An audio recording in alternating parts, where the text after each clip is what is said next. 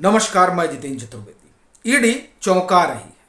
असल में वो जिस तरीके से दावा कर रही है, उन दावों ने आम आदमी पार्टी के नेताओं के होश उड़ा दिए हैं। सवाल यह है कि कौन सा दावा कर रही है और ऐसा क्या है जो अब ईडी के हाथ लग गया है, जिसके बाद आपके भीतर एक अलग तरह की हलचल शुरू हो गई है। इन तमाम सवालों का जवाब ढूंढते हैं तो जो ईडी का नया आरोप पत्र आया है, जिसमें उसने मनीष सिसोदिया को आरोपी बनाया है, उसमें कई सनसनीखेज बातें ईडी बता रही है और उससे इस बात का साफ संकेत मिल रहा है कि इस पूरे मामले में शिकंजा अभी और कसा जाएगा।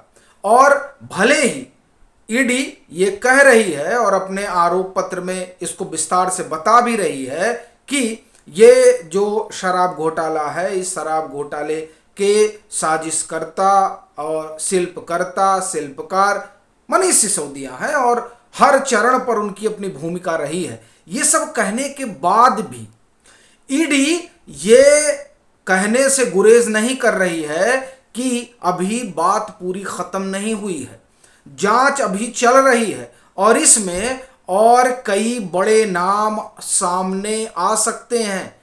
अब आपको एक चीज याद दिलाता हूं, फिर आगे चलता हूं। ये जो बात ईडी कह रही है, ये बात ईडी ने एक डेढ़ महीने पहले, एक महीने संभवतः मुझे लग रहा है पहले कही थी कि मनीष सिसोदिया से और जो तमाम लोग हैं उनसे पूछताछ में और कई नाम सामने आए। सवाल यह है कि अब वो कौन बड़ा नाम है जो ईडी के हाथ लगा है। और दरअसल ये बात इसलिए उठ रही है क्योंकि मनीष सिसोदिया को ईडी जो है वो मान रही है कि ये मुख्य साजिश करता है और वो आम आदमी पार्टी के बड़े नेता है। सवाल यह है कि उनके अलावा और कौन बड़ा नेता है जिसका नाम इस पूरे मामले में आ सकता है। क्या ये इस बात का इशारा जो चार्जशीट पहले की गई थी अरुण रामचंद्र पिल्लई और अमनदीप को लेकर, उसमें जो बातें ईडी ने कही थी, कहीं उस ओर तो इशारा नहीं है। यानी कि ईडी ने उसमें कहा था कि ये जो है पूरी पॉलिसी, ये असल में अरविंद केजरीवाल का ब्रेन चाइल्ड है। तो क्या बड़े नेता वो हैं? यह भी एक अपने आप में बड़ा सवाल है।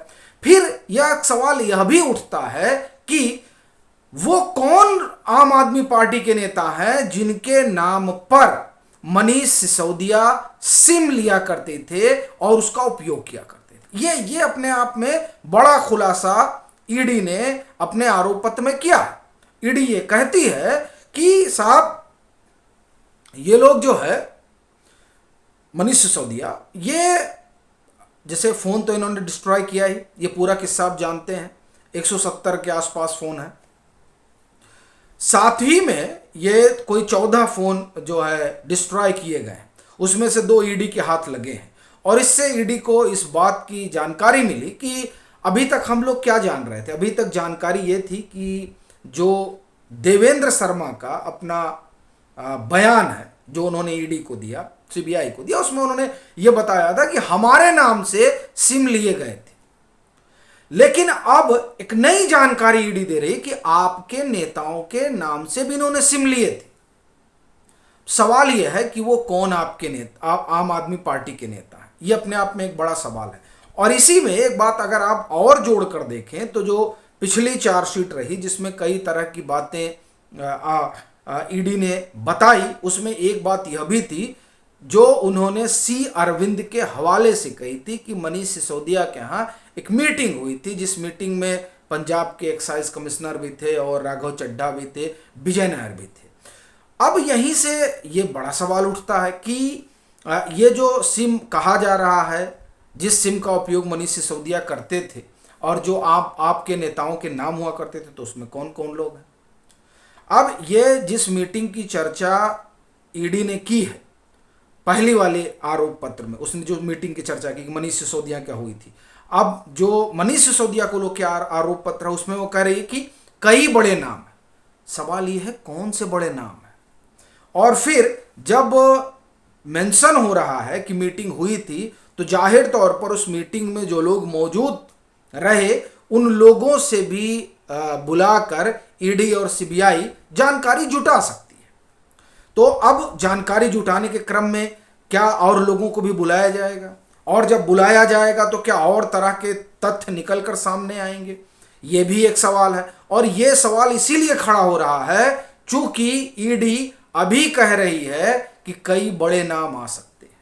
ये जो मसला है ये इसलिए और भी सनसनीखेज हो जाता है कि आखिर में वो कौन लोग हैं जो अभी भी नकाबपोश हैं और जिनके चेहरे से नकाब हटना जो है ज़रूरी है, और उस दिशा में ईडी जो है वो चल रही है। अच्छा, इसमें एक बात और भी जो ईडी ने कही है वो ये कि दरअसल उन्होंने जो ये तमाम चीज़ें अपने चार्जशीट का हिस्सा बनाई हैं उसके पक्ष में उनके पास बड़े मजबूत सबूत हैं, जो वो जब अदालत की कार्रवाई शुरू होगी तब उसमें जो है वो तमाम चीज़ें बताएंगे।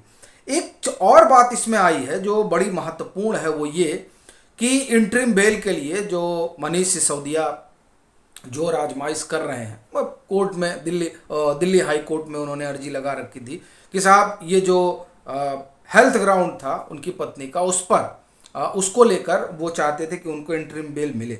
इसको लेकर जो सीबीआई ने कहा वो सुनिए, वो भी बड़ा महत्वपूर्ण है। फिर हम आते हैं उस ईडी की चार्जशीट पर, और ये इसलिए बता रहा हूँ चूँकि इंटरिम बेल को लेकर आप एक तरह से कहें कि मनीष सिसोदिया घिर गए हैं, और वो क्या है वो मैं आपको बताता हूँ। देखिए, आबकारी नीति के मामले में मनीष सिसोदिया की ओर से दिल्ली उच्च न्यायालय में ये लोग गए और सीबीआई ने वहाँ इनकी इंटरिम बेल का विरोध किया, और सीबीआई ने कहा कि सिसोदिया ने पत्नी को अस्पताल से छुट्टी मिलने के तथ्य को छुपाया है।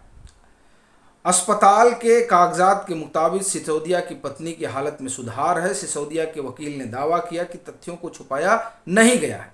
ये मनीष सिसोदिया के वकील का कहना है कि कोई तथ्य नहीं छुपाए, और ये करेंगे नहीं साहब तो डिस्चार्ज हो गई थी, इस बात को इन्होंने बताया नहीं और फैक्ट्स को छुपाया। बहरहाल ये जो फैक्ट्स छुपाने वाला मसला है ना, ये आम आदमी पार्टी के दिग्गज नेता के ऊपर चस्पा हो गया है पूरी तरीके से।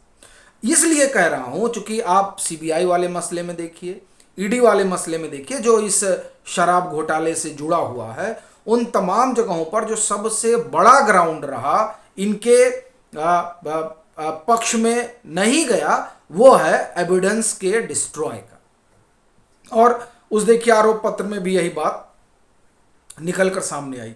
एक और बात जो बड़ी महत्वपूर्ण है वो उसमें विजय नायर को लेकर कही गई है, और उसमें यह बताया गया है कि दरअसल विजय नायर किस तरह से गिव एंड टेक पर चल रहे थे, साउथ ग्रुप से किस तरह से जुड़े हुए थे, किस तरह से ग्रुप ऑफ मिनिस्टर्स की जो तमाम जानकारियां होती थी मीटिंगों की वो दिया करते थे, और फिर ये बताया करते कि देखिए कि आपने जो सुझाव दिया उस लिहाज से ये तमाम चीज़ें बदली हैं साउथ ग्रुप को। लेकिन इस सब में जो सबसे बड़ा सवाल है वो ये कि ईडी जो ये दावा कर रही कि कई और बड़े नाम आ सकते हैं, तो दरअसल वो बड़ा नाम कौन है, ये एक अपने आप में बड़ा सवाल है। और जब ईडी ये कहती है कि अभी जांच समाप्त नहीं हुई है, तो और वो ये भी कहती है कि जांच समाप्त भी नहीं हुई और हमें साबित करेंगे कि यहाँ पर गड़बड़ी हुई है, मतलब ये इस मामले में घोटाला हुआ है। अब ये दो बातें ईडी जिस तरह से दावा कर रही है उससे एक चीज़ तो साफ हो रही है कि अरविंद केजरीवाल का संकट जो है वो और बढ़ने जा रहा है, क्योंकि चार्जशीट पे चार्जशीट आ रही है, और जब कई बड़े नाम अभी और आएंगे तो देखने वाली बात रहेगी कि अब किस किस का विकेट आने वाले दिनों में आम आदमी पार्टी के भीतर गिरेगा। एक चर्चा और भी कही जा रही है कि आम आदमी पार्टी के अंदर जो है अब नेताओं के बीच में एक अलग तरीके की रसाकसी है।